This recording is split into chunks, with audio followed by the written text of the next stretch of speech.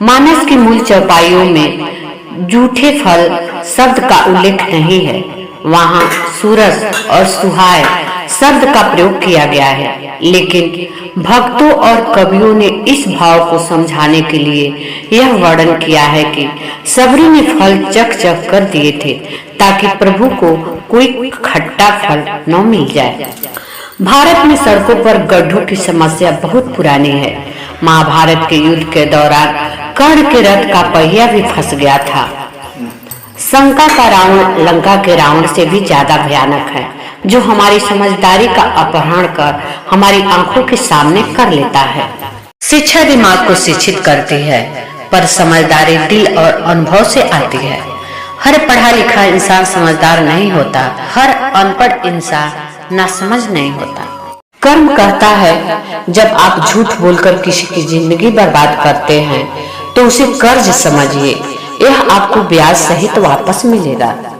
दूसरों की थाली में झांकते रहोगे तो अपने हिस्से की रोटी ठंडी हो जाएगी। इसलिए जो आपके पास है उसी में स्वाद ढूंढो। महाराज दशरथ के पुत्र प्रेम तथा श्री राम के वियोग में देह त्याग देना सबको पता है, पर कभी किसी ने महाराज जनक के बारे में सोचा?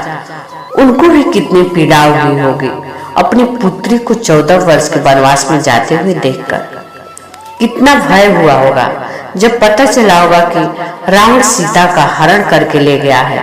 अयोध्या लौटकर जब सब ठीक होना था तो सीता माँ का वन चले जाना, और अंत में जब लव कुश के बाद सब ठीक होना था तो सीता माँ का धरती में समाहित हो जाना। उन्होंने तो अपनी पुत्री को कभी सुखी देखा ही नहीं। भगवान राम ने रावण को मारने के बाद ब्रह्मा हत्या का पाप लगा था, क्योंकि रावण एक ब्राह्मण था। पौराणिक कथाओं के अनुसार जब भगवान राम ने रावण का वध किया तो उन्हें ब्रह्मा हत्या का पाप लगा, क्योंकि रावण एक ब्राह्मण था। इस पाप से मुक्ति पाने के लिए भगवान राम ने रामेश्वर में एक शिवलिंग स्थापित किया, और उसकी पूजा की मान्यता है कि राम ने जिस सरोवर में स्नान किया वह आज भी ब्रह्मा हत्या के पाप से मुक्ति का स्थान माना जाता है। भगवान राम की सेना के एक योद्धा राम जी का संदेश लेकर लंका गए और रावण से बोले, रावण, मुझ में इतनी शक्ति है कि अभी के अभी तेरी सेना को मारकर तेरी लंका नष्ट करके तेरी स्त्रियों सहित माँ सीता को यहाँ से ले जाऊं। लेकिन प्रभु राम ने मुझे ये आदेश नहीं दिया है। न ही पैसा खुशी देता है, न ही महल खुशी देता है। एक प्यार से भरा परिवार जिंदगी भर खुशी देता है।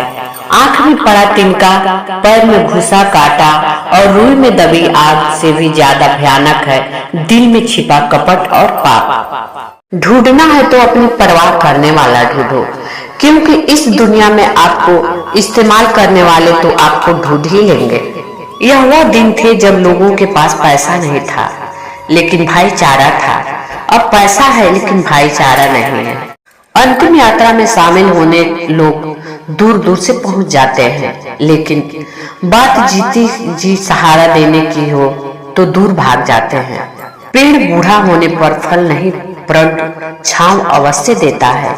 वैसे ही माँ बाप बूढ़े हो जाने पर धन कमाकर नहीं दे सकते, लेकिन अपने बच्चों को संस्कार अवश्य देते हैं। भगवान किसी को सजा नहीं देते, हमारे अपने कर्म ही लौटकर सामने आते हैं। इसलिए जो भी करो सोच समझ के करो। अपनी पहचान मजबूत रखिए, क्योंकि जो इंसान खुद की कद्र नहीं करता दुनिया उसे कुचलने में एक पल भी नहीं लगाती।